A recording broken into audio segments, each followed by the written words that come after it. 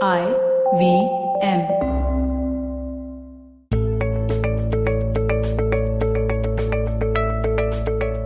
Hey guys, welcome to the Positively Unlimited podcast. In today's episode, I'm attempting to open up your mind just a little bit. Well, that part of your mind that's constantly thinking about relationships or constantly living through the relationship that you are in. And by open up, I'm going to try to get you to see your relationship in a slightly different light. Maybe get you to inculcate a tiny habit or start a tiny conversation about a very, very interesting aspect, something that we all seem to have lost. Let me also tell you this before I jump into today's episode, that the next episode coming out is also with a similar perspective, but that one is really going to change the way you see relationships and change the way you look at your love life. But first, today's episode, which is G for goals. Now, what do I mean by goals? I'm not referring to the very, very popular hashtag that so many of us have used or want to use, which is hashtag relationship goals.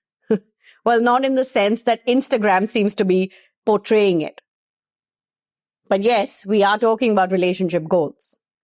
I'm going to rewind just a little bit and go into the times of our parents when they met and the lives they lived. So they finished their studies and then they got married, whether it was arranged or whether they were lucky enough to, have a love marriage, either way. And then they lived a life where they ticked off certain goals or achieved certain goals that were dictated by their families or by society. Now, what were these goals? Well, you get married, you have a good job, and, the woman would take care of the house. If she had a career, then yes, she managed both, but the house and family was always priority. So you played that part perfectly. Then you had children, and in the course of your children growing up, you bought one house and you bought one car. During this time, you put your kids in good schools, a school that was better than the one that you went to. Then you send them to college. If you could send them abroad, you did that. Then you got them married at an appropriate age. Then you pressured them into having kids so that you could enjoy time with grandkids. And that was the life they lived. And that was the set of goals that they fulfilled in their relationship or through their relationship, whether they agreed about it or not. I mean, so many of our parents have had really troubled marriages, but they have ticked off each of these goals and they agreed completely upon these goals. Fast forward to today's time. What are the goals that we have in our relationships? Do we even talk about it? Do we even put down a certain path or a journey or a vision? When I ask people, what are the relationship goals you have? I usually get, I want to travel with my partner. I want a companion. I want someone who gets me. And I always get this long list of traits that the person must have.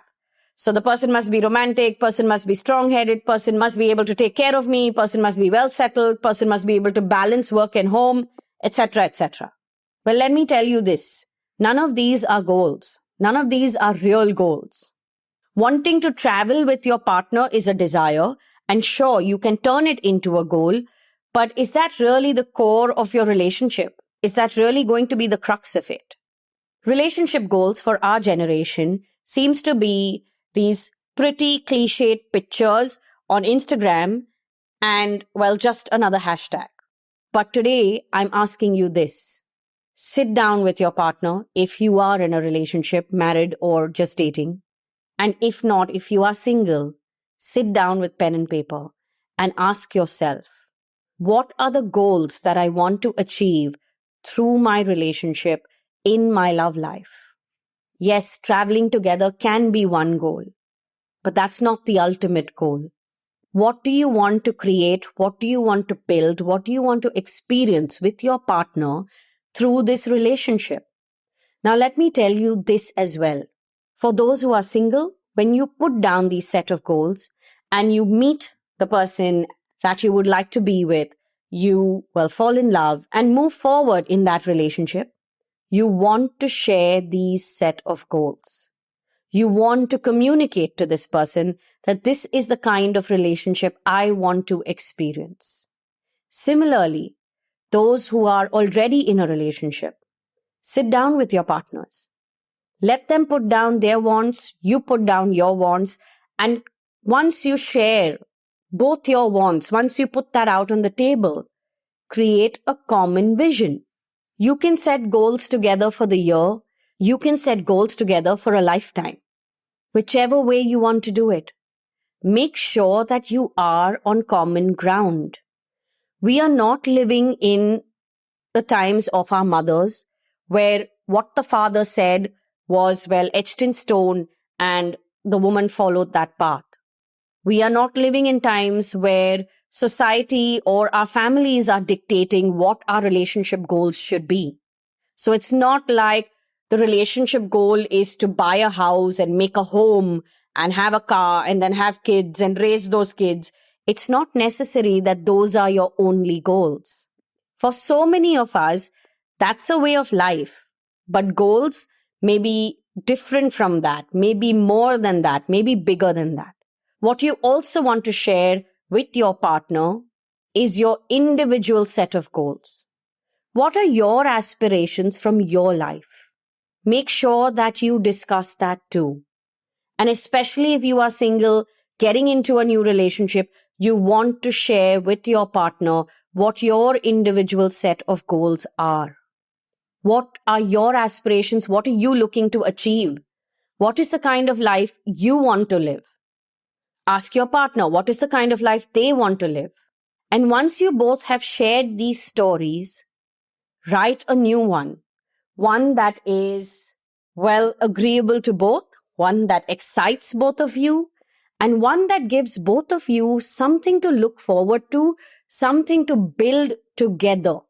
Your one-line brief or my one-sentence definition of the word relationship goals, of the phrase relationship goals, is a life that you build together. Don't just listen to this episode. Think about the word goals. Think about what is this life that you are building together.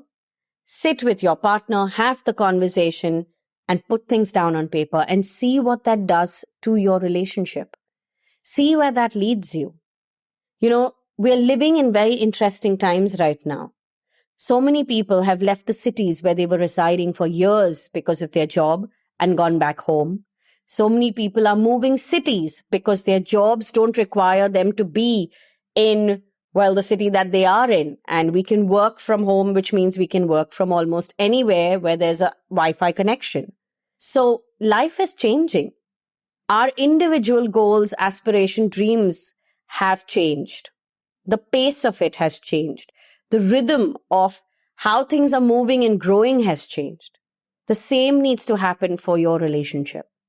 So make sure that you sit together during this week, think about your relationship goals, and put down some concrete pieces.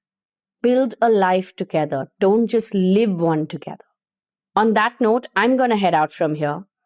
Just a reminder that all previous episodes are on the IVM Podcast app and website.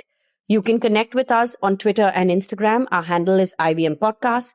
And you can connect with me on Instagram. My handle is Positivity Angel. Also, another reminder, the A to Z that starts from episode 125 is all about relationships. This particular cycle, I am sharing life hacks and pro tips that can help you in your love life.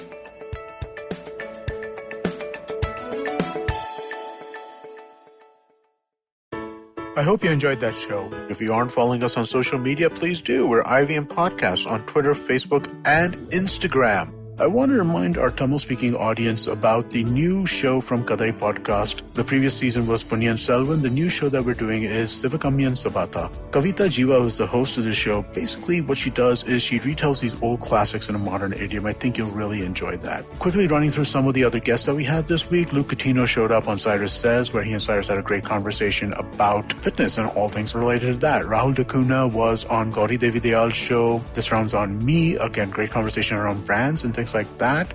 Maruk Inayat had Kaveri Banzai on her show to discuss Sushant Singh Rajput's death and the effect it's going to have on Bollywood as it goes forward. Archana Vora, who is a director of small and medium businesses at Facebook, she was on Advertising is Dead talking about the kinds of work that Facebook is doing with smaller businesses. And remember, Edges and Sledges continues its fan series. Do definitely check that out. And last, one final thing, that Cock and Bull this week was really interesting. Cyrus, Kunal Vijayakar, Gauri Devi Dayal and myself spoke quite a bit about the restaurant industry and the challenges that they're facing in this pandemic. So do definitely check that out. I think you'll enjoy that. And with that, I hope to see you again next week.